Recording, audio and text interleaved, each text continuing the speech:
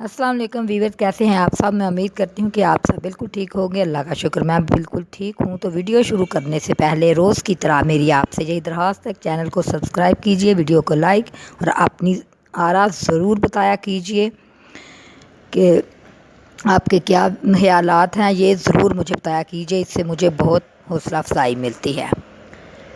تو جناب، میں آج کی ویڈیو کا آپ کو موضوع بتا دوں کہ آج کی میری ویڈیو کا موضوع ہے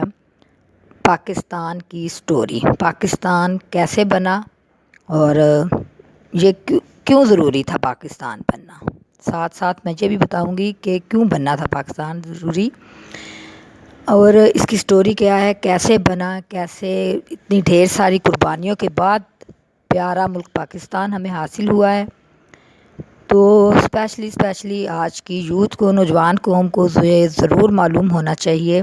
کہ پاکستان اتنی قربانیوں کے بعد حاصل کیا کیا ہے۔ اس کی مٹی میں اتنے لاکھ لوگوں کا لہو شامل ہے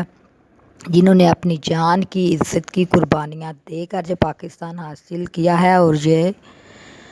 اس صدی کا معجزہ ہے کہ ہمیں پاکستان جیسی پیاری نعمت ملی ہے، پیارا ملک ملا ہے، جس کے لیے ہم اللہ پاک کا جتنا بھی شکر ادا کریں کم ہے۔ تو ہمیں یہ ضرور معلوم ہونا چاہیے پاکستان کے پیچھے کی سٹوری کیا ہے، کیسے بنا۔ تو اس لیے میری آج کی ویڈیو کا موضوع یہ ہے، اور اس موضوع پر میں نے ویڈیو بنائی ہے تاکہ آپ سب سے کچھ شیئر کر سکوں، جو مجھے معلوم ہے وہ آپ تک پہنچا سکوں، آپ کو بتا سکوں۔ اور یہ ساری سٹوری 1857 سے لے کر 1947 تک میں آپ سے بیان کروں گی، اس عرصے میں پاکستان کیسے بنا۔ تو ویسے اس کا آغاز 1600 میں ہوا تھا، جب ایسٹ انڈیا کمپنی بنی تھی اور انگریز متحدہ ہندوستان میں داخل ہوا تھا، اور مغلوں نے اس کی خوب آؤ بھگت کی تھی۔ مغل ایمپررز نے اور کافی زیادہ مہارت دی تھی ایسٹ انڈیا کمپنی کو، جس کا انہوں نے کافی ناجائز فائدہ بھی اٹھایا، اور کافی زیادہ مغل حکومت میں اپنی مہارت حاصل کر لی تھی، اور کئی علاقے بھی ان کو دے دیے گئے تھے، ان کو مل گئے تھے، جس کی وجہ سے ایسٹ انڈیا کمپنی کو اپنے قدم جمانے کا موقع مل گیا تھا ہندوستان میں۔ جس کے بعد پھر مغل حکومت ختم ہوئی تھی اور انگریزوں کی متحدہ ہندوستان پر، برصغیر پاک و ہند پر حکومت ہو گئی تھی، جس کے بعد پاکستان ہندوستان کے بننے کی راہ ہموار ہوئی تھی۔ تو جیسے میں نے پہلے آپ کو بتایا ہے کہ ایسٹ انڈیا کمپنی نے کافی حد تک اپنے پاؤں جما لیے تھے ہندوستان میں۔ آخرکار 1857 میں انگریزوں نے مغل بادشاہ بہادر شاہ ظفر کو گرفتار کر کے جیل میں ڈال دیا، جلا وطن کر دیا، اس کے بیٹوں کو بھی گرفتار کر لیا اور مار دیا، اور کافی زیادہ قتل عام کیا۔ اور صبح ناشتہ جب پیش کیا بہادر شاہ ظفر کو، تو پلیٹ کپڑے سے ڈھکی ہوئی تھی، اور اس میں اس کے بیٹوں کے سر تھے۔ تو اس کے بعد پھر انگریزوں کی حکومت شروع ہو گئی ہندوستان میں، اور یہ بھی ہے کہ اتنے زیادہ لوگوں کو پھانسی دی گئی، اتنے زیادہ، کیونکہ انہوں نے کافی مغل بادشاہوں کی بیوقوفیوں کی وجہ سے کافی زیادہ قدم جما لیے تھے۔ انہوں نے جو بھی ان کو لگتا تھا کہ یہ ہمارے خلاف ہے یا کچھ، اس کو انہوں نے مارنا شروع کر دیا، کوئی پروف نہیں، کچھ نہیں، بس جیسے ہی کسی کا پتہ چلتا کہ یہ خلاف ہے تو اس کو مارا۔ ان کے رسے کم پڑ گئے تھے، اتنی پھانسیاں دی، اتنے لوگوں کا خون بہایا۔ اور مسلمان تو اس دور میں کافی زیادہ پیچھے تھے، ہندوؤں نے تو پھر جو ہے تعلیم حاصل کرنا شروع کر دی، تو مسلمانوں کو کوئی شعور نہ تھا اپنا۔ آخرکار سر سید احمد خان اٹھے، اور انہوں نے مسلمانوں میں کافی زیادہ بیداری پیدا کی۔ انہوں نے کہا کہ مسلمان جب تک تعلیم حاصل نہیں کریں گے وہ آگے نہیں بڑھ سکتے، اور ان کی انہی کوششوں کی وجہ سے مسلمان پھر تعلیم کی طرف راغب ہوئے، اور یہ بھی ایک کڑی ہے پاکستان بننے کی۔ سر سید احمد خان نے مسلمان محمدن ایجوکیشن کانفرنس کی بنیاد رکھی،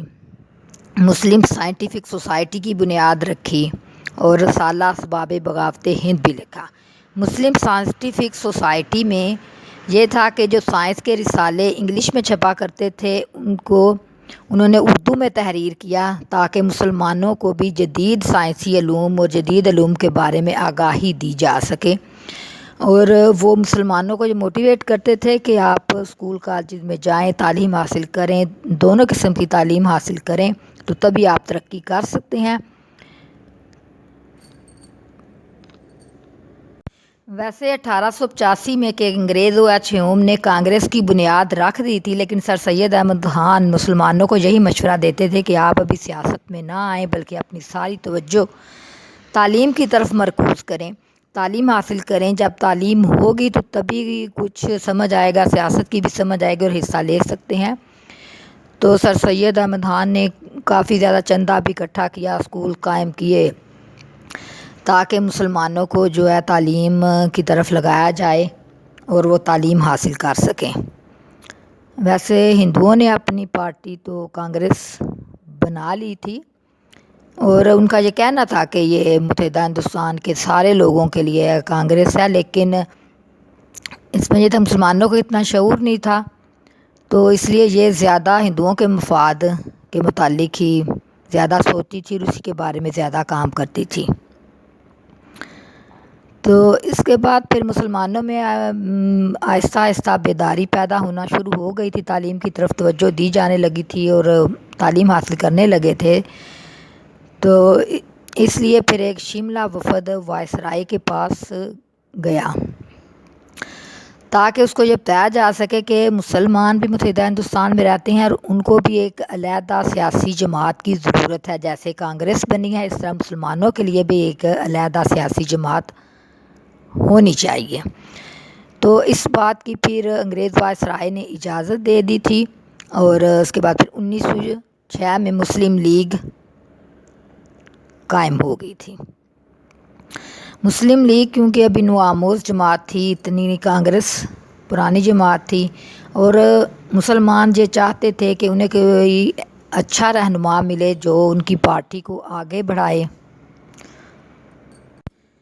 آخرکار ایک دفعہ قائد اعظم انگلینڈ چھٹیوں کے لیے جا رہے تھے، تو اسی جہاز میں مولانا جوہر علی بھی انگلینڈ جا رہے تھے، تو انہوں نے قائد اعظم سے ملاقات کی اور قائد اعظم کو کنونس کیا کہ آپ مسلم لیگ میں شمولیت اختیار کر لیں۔ تو قائد اعظم نے یہ فرمایا کہ ٹھیک ہے، میں مسلم لیگ میں شامل ہو جاتا ہوں، لیکن آپ کو بھی پھر کانگریس کی طرح انگریزوں سے اپنی لائلٹی یعنی وفاداری ختم کرنی پڑے گی، تبھی میں مسلم لیگ میں شمولیت اختیار کروں گا۔ تو مولانا محمد علی جوہر نے حامی بھر لی، کیونکہ مسلم لیگ میں مولانا محمد علی جوہر کی کافی اہمیت تھی۔ انہوں نے کہا ٹھیک ہے، آپ مسلم لیگ میں شمولیت اختیار کریں، آپ کی یہ تجویز ہم مان لیں گے۔ تو اس آخرکار پھر 1913 میں قائد اعظم نے مسلم لیگ میں شمولیت اختیار کر لی، یہ بھی مسلمانوں کے لیے بہت اچھی بات ثابت ہوئی۔ 1920 میں سلطنت عثمانیہ کے خلاف بھی جنگ شروع ہوئی، جس میں انگریزوں نے مسلمانوں کو بھی شامل کیا، لیکن مسلمان یہ کہتے تھے کہ ہم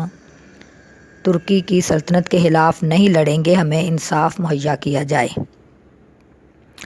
لیکن سلطنت عثمانیہ کے ٹکڑے ہو گئے، اور اس طرح یہ دہائی پھر مسلمانوں کے لیے اچھی نہیں رہی۔ کافی سے زیادہ مسلمان رہنماؤں کی گرفتاریاں ہوئیں اور مولانا محمد علی جوہر کو بھی گرفتار کیا گیا، لیکن ان کی والدہ جو مسلمانوں کی مسلم لیگ کی زبردست حامی تھی، انہوں نے اپنے بیٹے سے یہی کہا کہ بیٹا جان خلافت پہ دے دو، یعنی کہ مسلمانوں کے لیے کام کرتے رہو۔ انہوں نے اپنے بیٹوں کی تربیت ہی اس طرح کی تھی گئی کہ مسلم لیگ میں وہ شامل ہو گئے تھے تاکہ مسلمانوں کو ایک پلیٹ فارم پر جمع کیا جائے، جس طرح ہندو اکٹھے ہوتے تھے مسلمانوں کو بھی ایک پلیٹ فارم پر اکٹھا کیا جائے، ان کو بتایا جائے کہ ان کے حقوق کیا ہیں، اس کے مطابق انہیں علیحدہ ملک چاہیے جس میں وہ اپنی مرضی سے اسلامی اصولوں کے مطابق زندگی گزار سکیں۔ قائد اعظم کے مسلم لیگ میں شمولیت کرنے سے مسلمانوں کو کافی حوصلہ افزائی ملی اور ان کے حوصلے مزید بڑھ گئے۔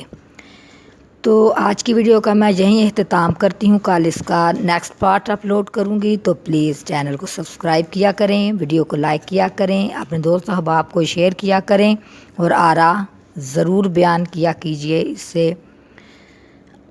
بہت حوصلہ افزائی ملتی ہے۔ تو چلیے ٹھیک ہے، آج کے لیے اتنا ہی، اللہ حافظ۔